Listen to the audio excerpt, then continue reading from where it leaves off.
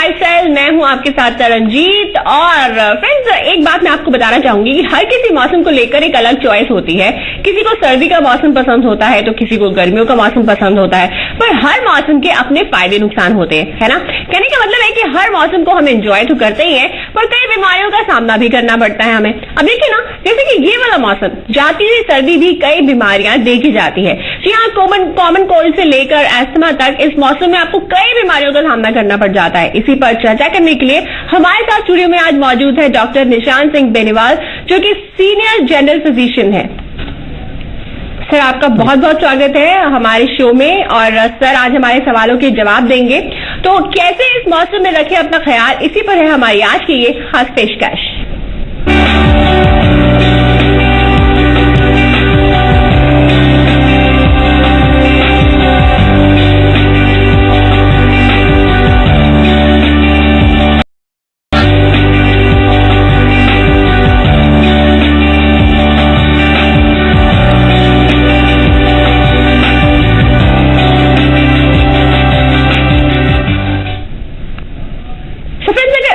हमारे एक्सपर्ट से सवाल करना चाहते हैं तो कॉल करें। हमारा नंबर है 012071153431, 012071153432।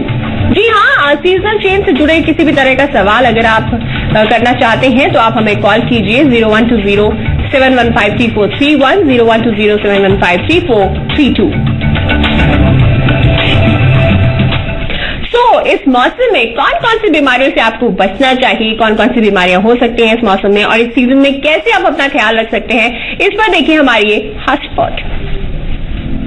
ठंड का मौसम कोई एंजॉय करता है तो किसी को इस मौसम में बिल्कुल भी मजा नहीं आता। हो भी क्यों ना, इस मौसम के साथ आती है ढेर सारी बीमारियां, और फिट लाइफस्टाइल जीने के लिए जरूरी है खुद को इन बीमारियों से बचाना। पर अब ये ठंड का मौसम जा रहा है। जी हाँ, ये जाती हुई ठंड भी कई बीमारियां देखी जाती है। सर्दी, जुकाम, बुखार, स्किन प्रॉब्लम्स जैसी समस्याएं इस मौसम में आम होती हैं। जो लोग बदलते मौसम में शरीर की जरूरतों का ध्यान नहीं रखते, उन्हें कई बीमारियों का सामना करना पड़ता है। तो ऐसे में सेहत का ख्याल रखना जरूरी है। सर्दी जुकाम को कॉमन कोल्ड भी कहते हैं, जो टेम्परेचर में बदलाव से होता है। जिन लोगों की इम्यूनिटी कमजोर होती है, उन्हें ये बीमारी जल्दी पकड़ती है। इस बीमारी के वायरस से बचने के लिए साफ सफाई का खास ध्यान रखना जरूरी है। ये वायरल इन्फेक्शन है, इस वजह से इसमें एंटीबायोटिक की जरूरत नहीं होती, और ये 5 से 7 दिन में खुद ही ठीक हो जाता है। इसमें एंटी एलर्जिक दवा दी जाती है ताकि मरीज को आराम मिले। इसमें भाप, नमक के पानी के गरारे आदि काफी लाभदायक है। बच्चों में पाई जाने वाली आम समस्या है टॉन्सिल। इसमें गले में काफी दर्द होता है, खाना खाने में दिक्कत होती है, साथ ही तेज बुखार भी होता है। ये बैक्टीरियल या वायरल इन्फेक्शन से हो सकता है। इससे बचे रहने के लिए इस मौसम में ठंडी चीजों का सेवन करने से बचें। इस मौसम में लोगों को सांस लेने में तकलीफ या फिर अस्थमा भी हो सकता है। एलर्जी के तत्व इस मौसम में कोहरे की वजह से आसपास ही रहते हैं, हवा में उड़ते नहीं हैं। इन तत्वों से अस्थमा के रोगियों को बहुत तकलीफ होती है। इस वजह से इस मौसम में लोगों के लिए धूल मिट्टी से बचना बहुत जरूरी हो जाता है। दवा खा रहे हैं तो उसे नियमित रूप से लें, ताकि ये बीमारी बड़ी मुसीबत ना बन जाए। तो ये हैं कुछ ऐसी बीमारियां जिनसे इस मौसम में बचना जरूरी है, ताकि आप हेल्दी और हैप्पी लाइफस्टाइल जी सके। ब्यूरो रिपोर्ट, जी मीडिया। जी हाँ, हैप्पी और हेल्दी लाइफस्टाइल जीने के लिए आपको हेल्दी रहना जरूरी है, एकदम फिट रहना जरूरी है। पर क्या करें, मौसम जो होता है, हर तरह का मौसम, वो किसी न किसी तरह की बीमारी लेके ही आता है और बीमारियां देकर भी जाता है। तो इसी बारे में हम बात करेंगे, जानते हैं अपने गेस्ट से। डॉक्टर साहब, इस सीजन में जो सर्दी जाने का मौसम होता है, ये अपने साथ कोई ना कोई बीमारियां जरूर लेके आता है। तो कौन से वो कॉमन डिजीजेज हैं जिनसे हमें बच के रहना चाहिए? मोस्ट कॉमनली इस सीजन में जब सीजन चेंज हो रहा होता है, स्प्रिंग सीजन जब हो रहा होता है, तो ज्यादातर एलर्जिक और वायरल बीमारियां ज्यादा होती हैं। जो इन्फ्लुएंजा और वायरल फ्लूज आप सुनते हैं, वो बेसिकली यही मौसम होता है उन चीजों का। जी जी। तो इन्फ्लुएंजा वायरस वगैरह ये सब चीजें होती हैं, डॉक्टर निशांत बता रहे हैं। और कॉमन कोल्ड जो है वो एक बहुत ही ज्यादा आमतौर पे पाया जाता है, क्योंकि कोल्ड फ्लू जो हो गया ये सब होता है, कोराइजा हो जाता है। तो सर बेसिकली अगर देखें तो होम रेमेडी, जरूरी नहीं कि हम हमेशा एंटीबायोटिक्स का इस्तेमाल करें, क्योंकि ज्यादा एंटीबायोटिक जो होते हैं वो हार्मफुल भी होते हैं बॉडी के लिए। तो होम रेमेडी के तौर पर हम क्या चीज कर सकते हैं, क्या वो प्रिकॉशंस ले सकते हैं? देखिए, जो वायरल डिजीज और एलर्जिक टेंडेंसी, जो एलर्जिक डिजीज होती हैं, इसमें कभी भी एंटीबायोटिक का कुछ रोल होता ही नहीं है। इसमें ज्यादातर जो है घर पे आप आराम से नमक के पानी के ऐसे गरारे हो गए वो कर सकते हैं। जी जी। स्टीम ले सकते हैं आप वेपराइजर से के थ्रू, या फिर नॉर्मल भगोने में पानी गर्म करके आप टॉवल डाल के स्टीम ले सकते हैं। जी जी। जिससे कि आपके थोड़े जो एलर्जिक सिम्टम्स हैं वो कम रहे। ओवर द पीरियड आप 4 या 5 दिन देखेंगे अपने आप ये चीज खुद पे खुद सेटल डाउन होने लग जाती है। बिल्कुल बिल्कुल। गार्गल्स आप कीजिए, नमक के पानी के गार्गल्स अगर आप करेंगे तो उससे आपको काफी फायदा होगा, क्योंकि गार्गल्स करने वैसे भी अच्छे होते हैं। नमक के पानी से आपको अगर आप गार्गल्स करते रहेंगे तो टॉन्सिलाइटिस और कोल्ड वगैरह से आप बच के रहेंगे। फिलहाल हमारे साथ एक कॉलर जुड़ गए हैं, आप अपना नाम बताइए। मेरा नाम माधव खराड़ है। जी, आपका बहुत बहुत स्वागत है हमारे शो में, आप अपना सवाल कर सकते हैं। जी, मुझे ये अस्थमा का प्रॉब्लम है, बहुत दिन से चल रहा है, 5 साल से। जी। तो 5 साल से मुझे ये सांस लेने में बहुत तकलीफ होती है। जब भी मैं सोता हूँ रात में जी, तो ये छाती में सीटी जैसी आवाज आती है। जी। सीटी जैसी आवाज इस रात में सोने के बाद जब सुबह हो जाती है, सुबह होने के बाद जब मैं हवा में या इधर उधर घूमता हूँ, जब वायरल इन्फेक्शन होता है मुझे, जैसे कि अपना ये जो समर का टाइम रहता है, समर 6 महीने का, जी, समर का 4 महीने का, सॉरी, उसमें कुछ भी नहीं होता है। लेकिन ये बारिश का मौसम और ठंडी का मौसम है, उसमें ही ये जो सीजन रहता है उसमें ही तकलीफ होती है। जी सर, बताएं इनको क्या करना चाहिए। ये बिल्कुल टिपिकल आपका एस्थमा की हिस्ट्री है, जो एलर्जिक टेंडेंसी के कारण होता है। जब पॉलिनेशन होता है, प्लांट्स की फ्लावरिंग वगैरह का सीजन होता है, जैसे स्प्रिंग सीजन हो गया, या फिर जैसे बारिश के कारण धूल मिट्टी उठती है, तो आपको तकलीफ होने लगती है। और रात में जो आपको सीटों की आवाज आती है उसको मेडिकल टर्म में वीजिंग कहा जाता है। जी। तो ये वीजिंग जो है एस्थमा का साइन होता है। आपको बेसिकली इसमें 2 तरह की मेडिकेशन दी जाती हैं, जो कि इनहेलेशन के द्वारा ली जाती हैं, जो कि एक तो स्टेरॉइड होता है मेन, लो डोज स्टेरॉइड, और एक होता है ब्रेक थ्रू के लिए बीटा ब्लॉकर, बीटा एगोनिस्ट करके दवाई होती है। तो जैसे आपको अभी वीजिंग की साउंड्स आ रही है, तो आपको इनहेलेशन लेना चाहिए इन्हीं दवाइयों का। और साथ में आपको ध्यान रखना चाहिए कि जो आप सुबह के टाइम जो सैर कर रहे हैं, उस टाइम पे प्लांट्स की पॉलिनेशन ज्यादा होती है और आपको तकलीफ ज्यादा होगी उस टाइम पे। तो आप अपने जब टेम्परेचर सेटल डाउन हो जाए, थोड़ा वार्म हो जाए टेम्परेचर, तब आप बाहर निकले। आप उस पीरियड में अपने आप को या तो बहुत वार्म रखें, जैकेट्स वगैरह पहने, थोड़ा सा वार्म रखें अपने आप को। जी, तो जैसा सर ने आपको सलाह दिया कि आप जो एकदम मॉर्निंग के टाइम पे ना निकले वॉक पे, थोड़ा टेम्परेचर डाउन चला जाए या थोड़ा टेम्परेचर नॉर्मल हो जाए तब आप जाएं, और बाकी जो बीटा ब्लॉकर्स वगैरह जो भी आपको मेडिसिन सर ने बताई उनको इनहेल करें। तो नेक्स्ट हमारे साथ एक और कॉलर जुड़ गए हैं, आपका बहुत बहुत स्वागत है हमारे शो में, अपना नाम बताएं। जी हेलो। हाँ हेलो जी, आपका नाम बताएं। जी, रिंकू वर्मा। जी रिंकू जी, आपका बहुत बहुत स्वागत है हमारे शो में, आप अपना सवाल कर सकते हैं। जी, जैसे कि मेरा सवाल ये है कि गला में खराब रहता है, कुछ लगता है कि हमेशा कुछ फंसा हुआ रहता है, हल्का सा मतलब कफ टाइप का निकलता है। कफ क्या मतलब वही पानी टाइप का रहता है? गला खराब रहता है आपका अक्सर?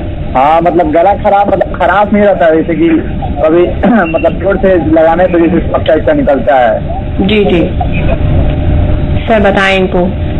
जी, मैं आपको ठीक से सुन नहीं पाया, आपका गला बार बार खराब रहता है, आप ये कहते हैं गले में चिपका चिपका कुछ महसूस होता है। बेसिकली ये भी एक तरह से सीजनल जो एलर्जी का साइन होता है वही होता है कि आपको गले में जो म्यूकस होता है, जो बलगम होता है, वो जमा हो जाता है। इसमें आपको जैसे कि पहले शो बताया गया कि गर्म पानी के गार्गल्स सबसे ज्यादा फायदेमंद रहेंगे। थोड़ा सा नमक डाल के ल्यूकवार्म पानी, थोड़ा सा गर्म गुनगुना पानी से अगर आप गार्गल्स दिन में 2-3 बार करेंगे तो आपको फायदा देगी। साथ ही एलर्जी मेडिसिन जो कॉमनली अवेलेबल होती है, जैसे कि एलेग्रा हो गई, एट्रेक्स हो गई, ये आपको कम से कम ये सीजन जब तक नहीं चलता, कम से कम 5 से 10 दिन आपको ये कोर्स एलेग्रा या एट्रेक्स टैबलेट का करना पड़ेगा, क्योंकि आपको बहुत फायदा देगी, आपके म्यूकस सिक्रेशन से कम रहेंगे थोड़े। जी, तो जैसे सर ने आपको बताया कि आपको इन चीजों का ख्याल रखना है, तो आप ये सब चीजों से बचे रह सकते हैं। गला खराब होना इस सीजन में आम प्रॉब्लम रहती है, कोल्ड, कॉमन कोल्ड जो हम कहते हैं, साथ में टॉन्सिल्स की प्रॉब्लम भी काफी टेंडेंसी होती है कईयों में टॉन्सिल्स की, जिनको सेंसिटिविटी होती है बहुत ज्यादा कोल्ड से, उनको टॉन्सिल्स होने की पूरी आशंका रहती है। जैसे कि किड्स में भी हम देखते हैं सर,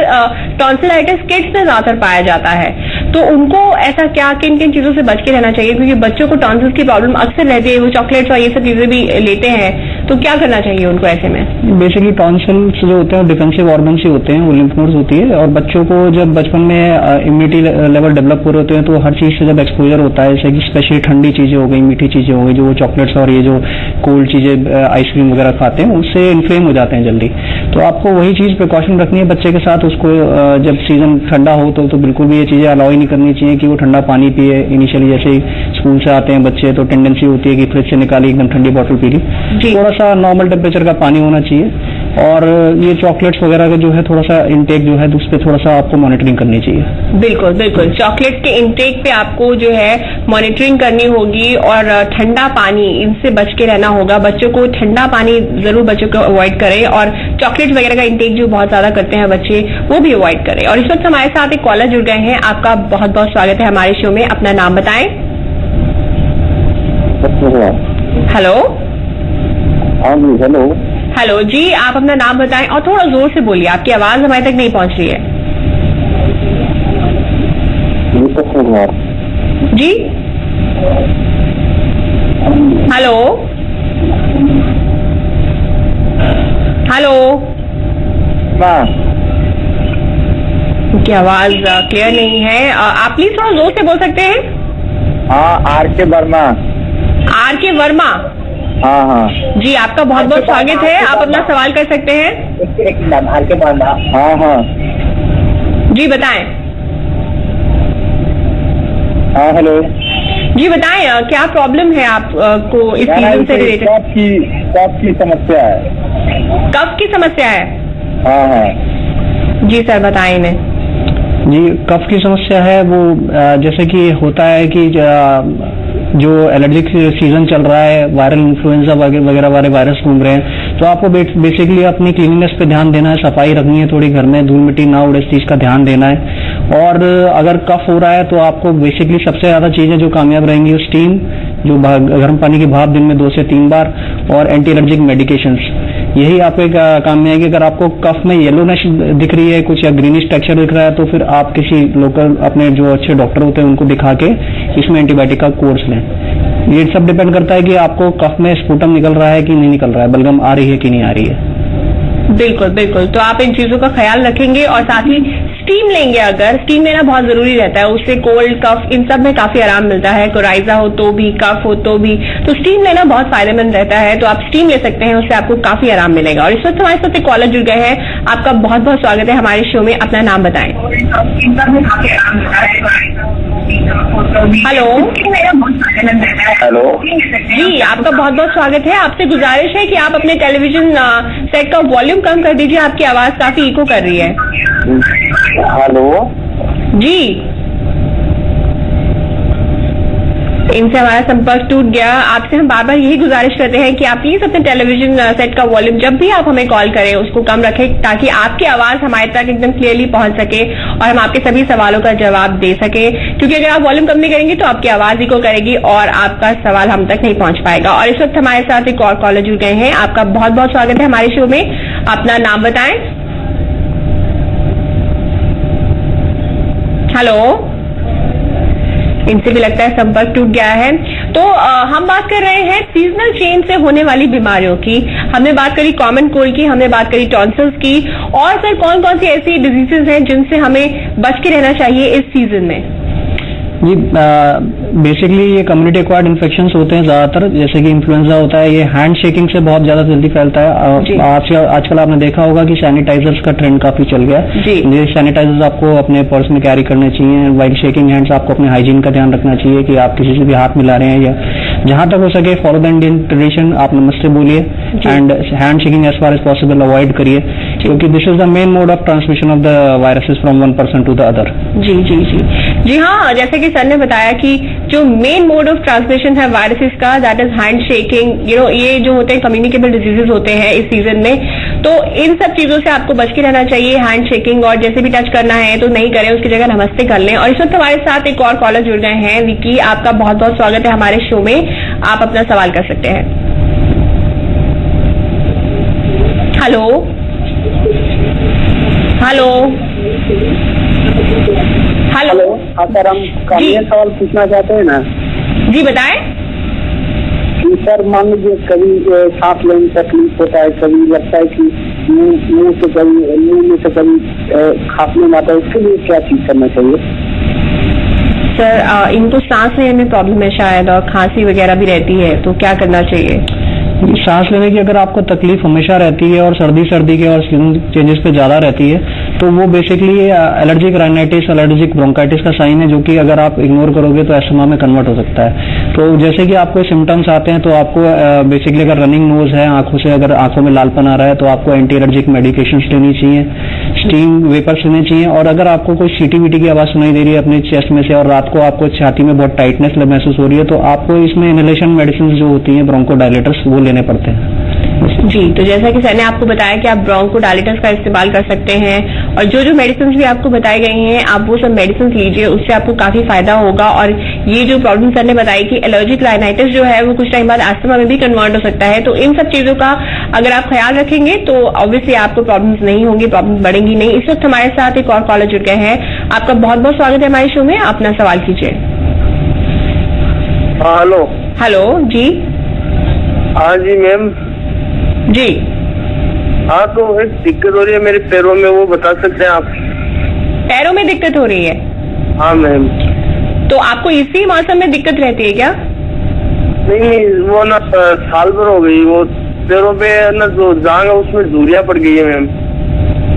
सर बताएं इनकी पैरों में जो दाग पड़ गए हैं बेसिकली वो फंगल इन्फेक्शन हो सकते हैं, या फिर अगर आप ज्यादा पानी का काम करते हैं तो पानी के कारण पैरों का फटना हो सकता है। स्किन का जो ऊपर का लेयर होता है वो ब्रीच हो जाता है और उसमें दरारें पड़ जाती हैं। तो इसमें बेसिकली आपको अपने पैर पानी में कम से कम डालने हैं, पैरों की सफाई रखनी है, हाइजीन रखना है। और अगर आपको ऐसा कोई सफेद दाग या रेड दाग अपने वेब स्पेसेस में, जैसे टोज के बीच में जो स्पेसेस होते हैं हमारे, उसमें आपको ऐसा कोई दाग दिखता है तो फिर आप तुरंत स्किन स्पेशलिस्ट को दिखाएं। ये फंगल इन्फेक्शन है बेसिकली। जी, तो जैसा कि सर ने बताया कि फंगल इन्फेक्शन हो सकता है और हाइजीन का बहुत ख्याल रखना होता है इसमें भी। तो फंगल इन्फेक्शन आप एक बार चेक करवाइए कि कहीं ये फंगल इन्फेक्शन ही तो नहीं है। एक बार अगर कंफर्म हो जाता है तो उसके अकॉर्डिंगली आप इसका ट्रीटमेंट आगे ले सकते हैं। और इस वक्त हमारे साथ एक और कॉलर जुड़ गए हैं, दीपक बक्सर से। आपका बहुत बहुत स्वागत है हमारे शो में, अपना सवाल कीजिए दीपक। हेलो। जी दीपक जी, आपका बहुत बहुत स्वागत है, अपना सवाल कीजिए। रोशन मेरा नाम हुआ। जी बताएं, आप अपना सवाल कीजिए। मेरा सवाल ये है, जो गले में जो है थोड़ा भी दर्द हो रहा है, मतलब अंदर से देह में ठंडा टाइप से लग रहा है। जी सर बताएंगे। जी, अगर गले में दर्द हो रहा है और आपको बुखार नहीं है और या फिर बुखार हल्का बहुत ही है तो फिर ये वायरल इन्फेक्शन हो सकता है। इसमें बेसिकली अगर आपको दर्द बहुत ज्यादा है तो थोड़ा सा गुनगुने पानी के गार्गल्स करेंगे, थोड़ा सा नमक डाल के। और अगर इससे आराम नहीं पहुंचता है तो बीटाडीन गार्गल्स मिलते हैं, बीटाडीन गार्गल्स कर लेंगे दिन में 2 से 3 बार। और साथ ही गले को सूद रखने के लिए स्टीम लेंगे। कुछ भी खाने में ठंडी चीज या खट्टी चीज अवॉइड करेंगे क्योंकि वो थ्रोट में इरिटेशन करेगी आपको। और थोड़ा सा पेशेंस रख के 4 या 5 दिन वेट करें। अगर आपको राहत नहीं मिल रही है 4-5 डेज में या फिर चीजें इंक्रीज होती जा रही हैं तो फिर किसी जनरल फिजिशियन या नियरेस्ट किसी डॉक्टर को दिखाएं। जी, तो जैसा कि सर ने आपको बताया कि आपको ये सब चीजों का ख्याल रखना है और ठंडे पानी को अवॉइड करना है। वैसे भी इस सीजन में ठंडे पानी को जितना आप हो सके अवॉइड कीजिए, क्योंकि होता क्या है कि जब सीजन चेंज होता है थोड़ी गर्मी लगने लगती है तो हम ठंडा पानी लेने लगते हैं और यही सभी बीमारियों का कारण बनता है। कॉमन कोल्ड भी यहीं से शुरू होता है, जो भी टॉन्सिल्स वगैरह है वो सब प्रॉब्लम्स जो है यहीं से अराइज होती हैं। और ये सब चीजों का अगर आप ख्याल रखेंगे, नॉर्मल पानी लेंगे, गर्म थोड़ा गुनगुना पानी लेंगे तो शायद ये चीजें जो प्रॉब्लम्स है वो ना अराइज हो। इस वक्त हमारे साथ एक कॉलर जुड़ गए हैं, आपका बहुत बहुत स्वागत है हमारे शो में, अपना नाम बताएं। जी राजू वर्मा। जी राजू, आपका बहुत बहुत स्वागत है, अपना सवाल कीजिए। सवाल मेरा ये है, जैसे कि गले में हमेशा जैसे कफ टाइप का बनता है, ठीक है जी, लेकिन कफ जो होता है मान लीजिए खाना खाते समय भी बन जाता है, नहाते समय बन जाता है, सुबह उठते समय बन जाता है, लेकिन वो कफ जो है कलरफुल नहीं है, मतलब कोई भी मतलब येलो कलर का नहीं है, सब सफेद रहता है एकदम पानी की तरह। जी, जो बेसिकली आप बता रहे हैं कि कफ खाते समय भी जाता है, नहाते समय भी हो जाता है। ये खाते समय भी इसलिए हो जाता है क्योंकि जब आप खाना खाते हैं तो आपको कहीं एसिडिटी की ज्यादा प्रॉब्लम हो तो फिर हाइपर एसिडिटी से भी आपको जो है कफ उठ सकता है, जो कि बेसिकली नेचर वाइज एलर्जी की होता है। तो ये एलर्जी कफ है और अगर सफेद म्यूकस निकल रहा है, इसमें बलगम का रंग सफेद है तो फिर ये एलर्जी है। एक बात का और अगर मैं जानकारी दे सकता हूँ कि आप स्मोकिंग करते हैं कि नहीं करते हैं। अगर स्मोकिंग करते हैं तो स्मोकिंग बिल्कुल अवॉइड करें क्योंकि ये चीज इसको और बढ़ा देगी। बाकी जैसा मैंने बताया, गर्म पानी के गार्गल्स, स्टीम इनहेलेशन और एंटी एलर्जिक मेडिकेशन, यही इसका इलाज है। आप इसको कम से कम 10 से 15 दिन लीजिए। अगर आपको इसमें रिलीफ नहीं हो रहा है तो किसी डॉक्टर्स को मिलकर एक्सरे और खून की जांच वगैरह करवा के देखें। बिल्कुल, तो जैसा कि अभी कुछ टाइम पहले भी आपको बताया कि स्टीम इनहेलेशन अगर आप करेंगे वो काफी फायदेमंद रहेगा, और ये जो कफ आपको प्रॉब्लम कर रहा है बार बार, ये नहीं होगा अगर आप स्टीम इनहेलेशन करेंगे। और अगर ज्यादा कफ है तो आप एक्सरे करा सकते हैं। इस वक्त हमारे साथ एक और कॉलर जुड़ गए हैं। आपका बहुत बहुत स्वागत है हमारे शो में, अपना सवाल कीजिए। Hello ma'am. Hello, how are you? जी, आप अपना सवाल कर सकते हैं। मुझे सांस लेने में बहुत तकलीफ होती है, पेट में दर्द होने लगती है। सांस लेने में तकलीफ होती है? हाँ मैम। जी, अगर आपको सांस लेने में और फिर आपके पेट में और पीठ में दर्द होने लगता है तो ये बेसिकली ब्रोंको कॉन्स्ट्रिक्शन है, मतलब कि आपकी जो सांस की नलिकाएं हैं वो एलर्जी के कारण उनके ऊपर वो जकड़न में चली जाती हैं, जिसको कि एस्थमा ही बोलते हैं। बेसिकली आप एस्थमेटिक हो सकते हो, तो आप इसमें अपने आप को वार्म रखें, गर्म से गर्म रखें, और ब्रोंको डायलेटर मेडिसिन होती हैं उसका इस्तेमाल करें।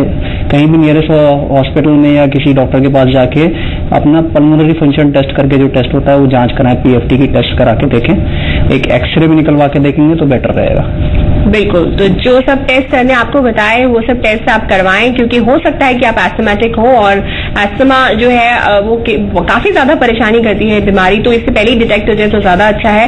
सर आपसे जानना चाहूंगी कि जो सांस लेने में तकलीफ होती है, एक तो एस्थमा हो सकता है कि जो डिफरेंशियल डायग्नोसिस है उसमें हम एस्थमा को रख सकते हैं, क्या और भी कुछ चीजें कुछ डिजीज ऐसे हैं जिनमें सांस लेने में तकलीफ हो सकती है? जी, जैसे कि अगर पेशेंट स्मोकर है और काफी स्मोकिंग करते हैं तो उनको बेसिकली ब्रोंकाइटिस करके बीमारी होती है, इसमें कि बलगम का काफी निकलना होता है, सफेद बलगम निकलता है, क्योंकि जो आपकी जो चैम्बर्स होते हैं जो ऑक्सीजनेशन ले जाते हैं एल्वेओलाई, वो फैल के उनमें डिस्ट्रक्शन होने के कारण बलगम इकट्ठी होने लग जाती है, जो कि नॉर्मल नॉन इन्फेक्टिव बलगम होती है, लेकिन निकलती काफी है। और सर्दियों में इन लोगों को एस्थमा टाइप सिम्टम्स होने लगते हैं, जो कि ब्रोंकाइटिस होते हैं बेसिकली। जी जी जी, ब्रोंकाइटिस बोलते हैं। ब्रोंकाइटिस भी एक डिजीज होती है एस्थमा के अलावा।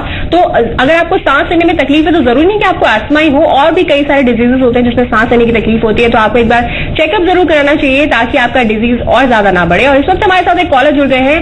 आपका बहुत बहुत स्वागत है हमारे शो में, आप अपना सवाल कर सकते हैं। हेलो जी, आपका बहुत बहुत स्वागत है, अपना नाम बताएं। मेरा नाम किशन कन्हैया हुआ, नवादा हाट से बोल रहे हैं, भागलपुर। जी किशन जी, आपका बहुत बहुत स्वागत है, आप अपना सवाल बताएं।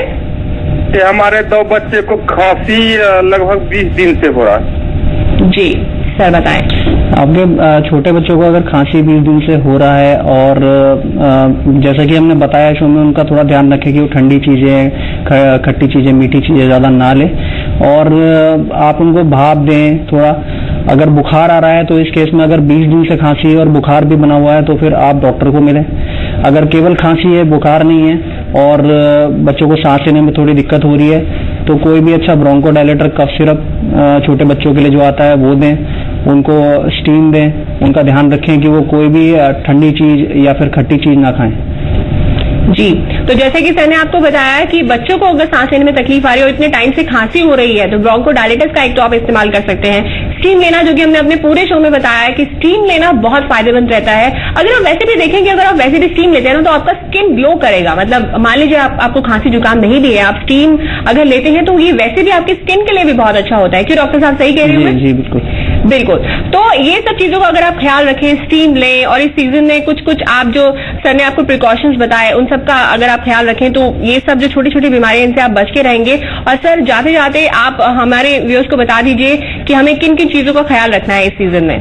जी देखिए, सीजनल चेंजेस में जैसे कि बताया है कि आपको अपने आप को वार्म रखना है। सडनली जैसे कि अगर से मौसम बदल रहा है और थोड़ा दोपहर में गर्मी ज्यादा हो जाती है और सुबह ठंड ज्यादा रहती है, तो एकदम से आप शर्ट्स में और हाफ शर्ट्स में ना निकलें, क्योंकि रात में उस समय हो सकता है कि टेम्परेचर डाउन हो जाए और आपको ठंड लग जाए। जी। दूसरा, आप अपने खाने पीने पे ध्यान दें, खाने में हेल्दी खाना खाएं, ठंडी चीजें ना लें। और अगर आप डायबिटिक हैं या फिर आपको पहले से कोई रीनल डिजीज या किसी तरह की डिजीज है तो ये प्रिवेंटिव वैक्सीनेशन होती है इन्फ्लुएंजा की, वो जरूर करवा के रखें। बिल्कुल, प्रिवेंटिव वैक्सीनेशन आप करवाते रहें, खाने पीने का ध्यान रखें, जो कि बहुत जरूरी है। भाई हेल्दी खाएंगे तो हेल्दी रहेंगे।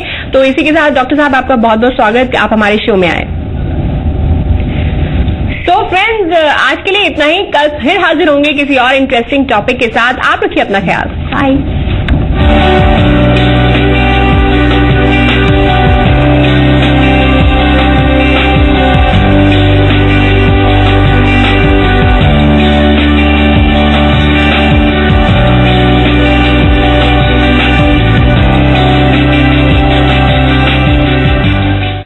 कायम चूर्ण का नया आविष्कार, गोली में भी असरदार, कब्ज, एसिडिटी और गैस को कायम रखे दूर। पेट खुश तो सब खुश। कायम चूर्ण